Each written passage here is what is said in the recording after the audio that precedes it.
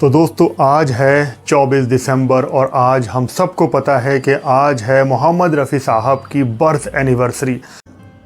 आज उन्हीं को याद करते हुए एक शानदार किस्सा, जब मोहम्मद रफ़ी साहब ने कैफ़ी आज़मी साहब का लिखा हुआ एक गीत गाया तब वो बॉलीवुड सिंगर मन्ना डे साहब के गले लगकर बहुत देर तक रोते रहे और ख़ुद मन्ना डे साहब भी रो पड़े थे। किस्सा है 1964 में रिलीज़ हुई फिल्म हकीकत के एक गाने से जुड़ा हुआ। इस फिल्म को डायरेक्ट किया था चेतन आनंद जी ने। इसका संगीत था मदन मोहन का, गीत लिखे थे कैफ़ी आज़मी ने और कई सारे गीतों को अपनी ब्यूटीफुल आवाज़ से सजाया था मोहम्मद रफ़ी साहब ने। फिल्म हकीकत भारत और चीन के युद्ध पर बेस्ड थी। 1962 में जब इंडिया और चाइना की वॉर हुई थी, उसी पर यह फिल्म बनाई गई थी। फिल्म हकीकत इंडिया की वॉर फिल्म भी कही जाती है। जब इस फिल्म का एक गीत रिकॉर्ड करना था जिसमें कई सारे सिंगर गाने वाले थे और ये गीत कई सारे एक्टर पर फिल्माया जाना था, जिसके बोल थे, हो के मजबूर मुझे उसने भुलाया होगा। हो के मजबूर मुझे उसने भुलाया, जहर चुपके से दवा जान के खाया। इस गीत की रिकॉर्डिंग मुंबई के फेमस स्टूडियो में होनी थी और इसको उस ज़माने के बहुत बड़े दिग्गज सिंगर गाने वाले थे, जैसे मोहम्मद रफ़ी साहब, मन्ना डे साहब, तलत महमूद साहब। और इन तीनों सिंगर्स के साथ एक नई आवाज़ आने वाली थी, भूपेंद्र सिंह जी की आवाज़। वो अपने करियर का पहला सॉन्ग गा रहे थे इन तीन बड़े सिंगर के साथ। जब ये चारों सिंगर इस गीत की रिहर्सल के लिए स्टूडियो में पहुंचे, तब जब मोहम्मद रफ़ी साहब ने इस गीत को पढ़ा और इस गीत को सुना तो वो बहुत जज्बाती हो गए, एकदम उदास से हो गए। रिकॉर्डिंग के टाइम भी वो उदास रहे और बहुत जज्बातों से भरे हुए रहे। उस गीत के बोल रफ़ी साहब के दिल को असर कर रहे थे, कहीं ना कहीं टच कर रहे थे, क्योंकि गीत एकदम बहुत सैड था और अपनों की याद दिलाने वाला गीत था।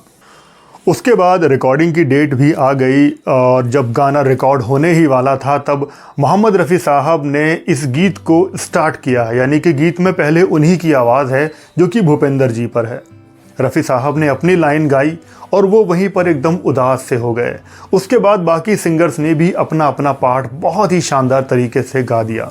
जब रफ़ी साहब के गाने की बारी आई तब वो रो रहे थे और उन्होंने रोते रोते ही इस गीत को गाया।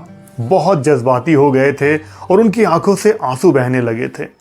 किसी तरह से बहुत अच्छे ढंग से ये गीत रिकॉर्ड हो गया और गीत रिकॉर्ड होने के बाद रफ़ी साहब मन्ना डे साहब के पास गए और उनके गले से लगकर एकदम रो पड़े।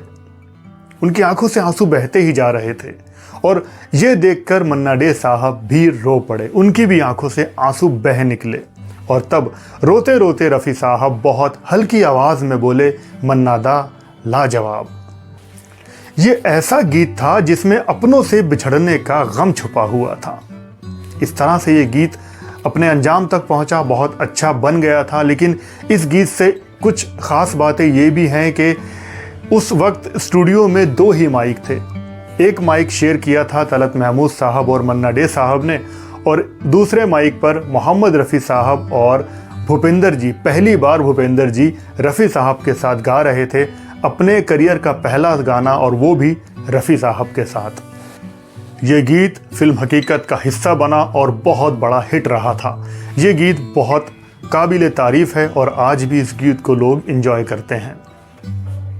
बस मोहम्मद रफ़ी साहब के लिए मैं यही कहना चाहता हूँ कि कुछ खूबसूरत पलों की महक सी हैं तेरी यादें, सुकून ये भी है कि ये कभी भी मुरझाती नहीं।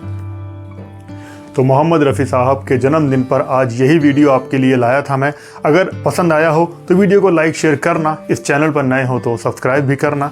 ऐसे ही और वीडियो देखने के लिए आप जुड़े रहिए रेट्रो शावेज़ के साथ। Thank you very much.